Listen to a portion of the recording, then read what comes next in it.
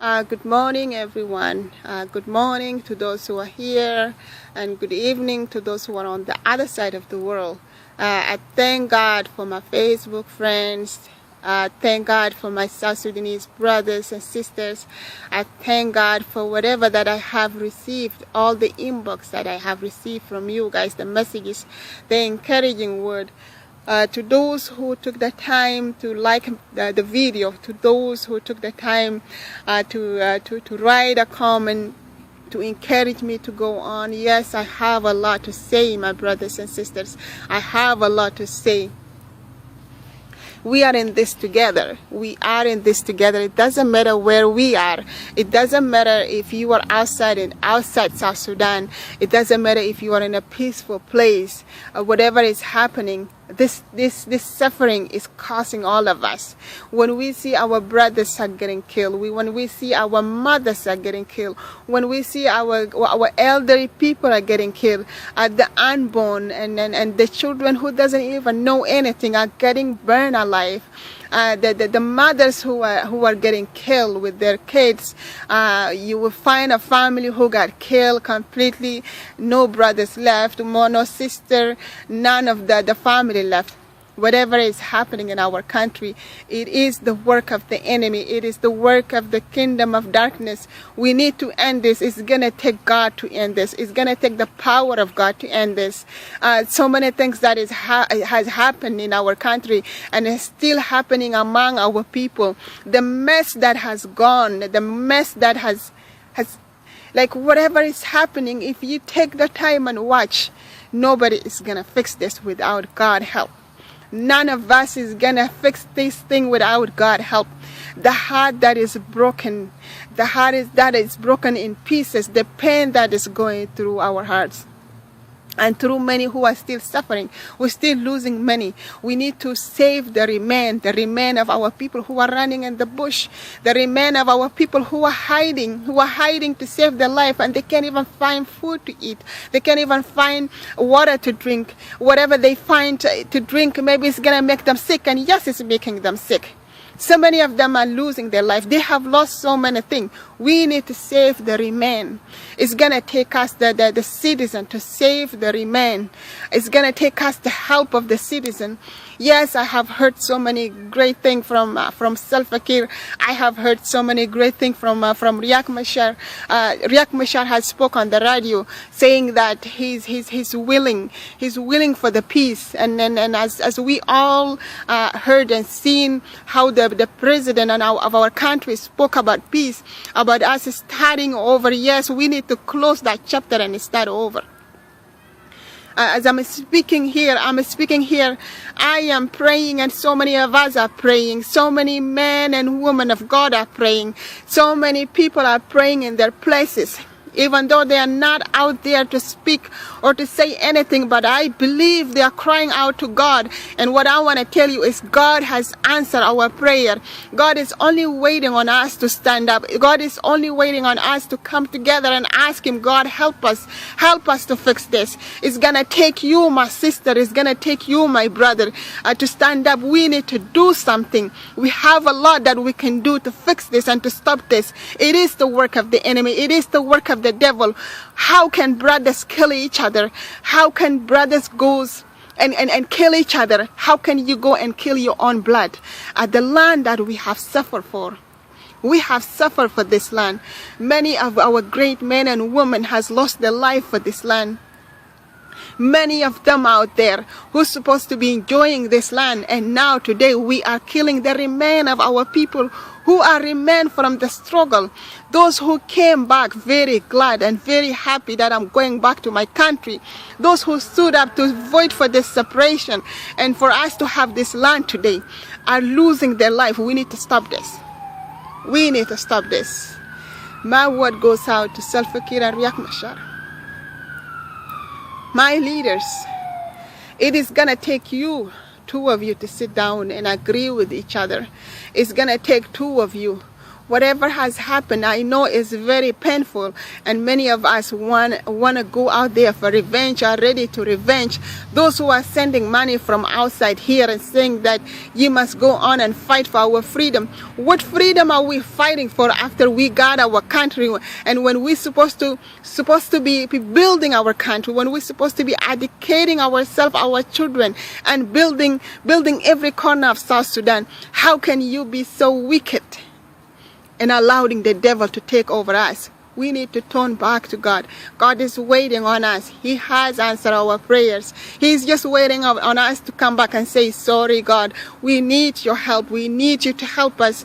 I want to forgive my brothers. I want to forgive my sisters. I want to forgive these people, but I can't forgive them because of what happened. And I believe with the power of the living God is going to give us the spirit of forgiveness. He is going to heal our wound. He knows how to pay those lives. He knows how to fight back for those lives we have lost. We need to save the remain, my brothers. We need to save the remain, my sisters. We need to save them. A word from you, and a word of encouragement from you. If you call back home and you speak to your people out there and say that enough is enough, we cannot go on killing ourselves, our own blood.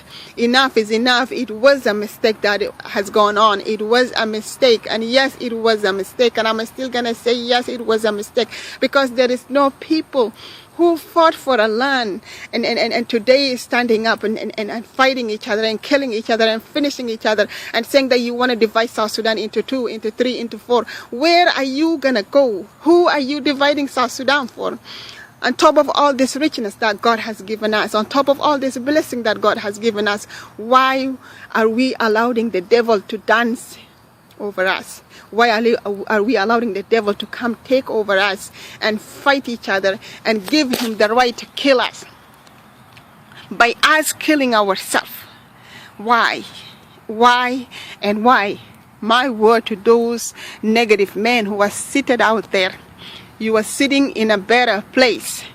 You are sitting in a place where your kids and your family are safe, and you're sitting there writing on Facebook, writing negative stuff about different tribes, and some of you are just pretending to be from this tribe and writing bad stuff and seeing all those people going on there and like commenting bad stuff, and you turn yourself and you go to the other side. How can you be so wicked? What I want to tell you is God is watching, and so many of South Sudanese are praying day and night, and the judgment of God is gonna come upon those who heard the word and turn their back, not coming back to God and say, I'm sorry. I am sorry, God, for what I have done. Those who doesn't want to come for peace, what I want to tell you is peace is gonna come in South Sudan. If you want or you don't want, peace is gonna come in South Sudan. The Bible has said and says that if God said if he will find one person who is righteous, he will save that land. He will save that nation. In our nation, we have so many people who turn their life to God. We have so many people who are crying out to God, and God has heard their prayers. We need to stop this negative stuff. We need to stop this fight. We need to stop it by coming back to God and asking his power to help us, asking him to heal our heart, asking him. Yes, I know each one of us want to do it, but whenever you see that pain, whenever you see what happened to your family, to your sister, to your brother, to just a friend that you know, it makes you so angry, and you want to go and revenge, or you want to say like very negative word. Those words that you are saying is affecting our people. It's affecting those who are inside South Sudan. Is affecting them, and it's moving them to go on and fight. But if you stop and you start writing positive stuff, you start writing about peace, you start writing about coming together, you start writing that we are one people, I 100% believe the power of God is going to take over us. The power of God is going to take over each one of us, and we're going to come to agreement. We're going to solve this, and we're going to save the remain, and all of us can stand up to build this country. What I want to tell you is to my leaders, no one is going to come and help. No one is going to come and help South Sudan. Then the two of you and the rest of the leaders to sit down and see the benefit of our people, and see the benefit of each one of our people. those who are in village, who are suffering, who are getting killed in their places, they don't have anything to do with this chair. They don't have anything to do with this money. They don't have anything to do with this, you call oil or gas or whatever it is that you call. They are getting killed for no reason. You need to save those people. These people have to be saved. And those who are in the city have to be saved. How can we be so wicked and forgetting about our people, enjoying the money that you have where you are?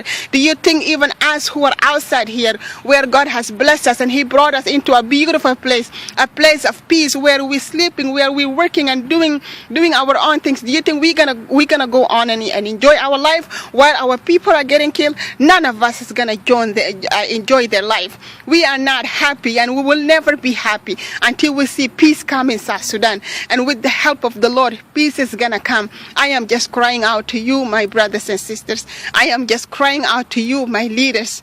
Let's sit down and fix this. Let's call upon the Lord to help us to fix this. And He is going to fix it. I believe in the power of the Lord. I believe in His power because of what He did in my life. I believe in His power because of what He did over my children's life, over my family. I've seen His power, and I know this power is real. If He done a lot of things in my life, He can do a lot of things to my nation. My people are dying day and night. Do you think I'm going to keep quiet after seeing the free power of God? The God who can fix a mess. The God that anyone can come and say that, God, I am sorry. It doesn't matter how many people you killed. If you come to God, He's going to forgive your sin.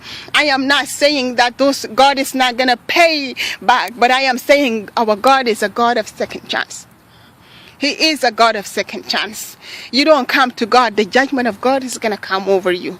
Do not think that you're going to sit there and laugh and eat and have your family safe and somewhere else, and you don't care about those who are dying, who are losing their life, those who are very poor, who are just going out there to survive, are getting killed for no reason because of two of you. Two of you are the cause of our people who are losing their life. And it was going to take two of you to sit down and call God to help you. It is going to take the power of God. If you make up your mind and you think that you're going to cover this, and you're crying out there saying that, yes, I want peace for South Sudan, and under there you still like telling people to go and do something else, God is watching. God is watching each one of you. God is watching each one of the leaders. God is watching each one of you, Salva Kiir and Riek Machar. He is watching. You need to solve this. You need to solve this, and I know you can solve it. No one else is going to come and solve it. You guys are running out there and sitting, and you guys are breaking. You can't even disagree.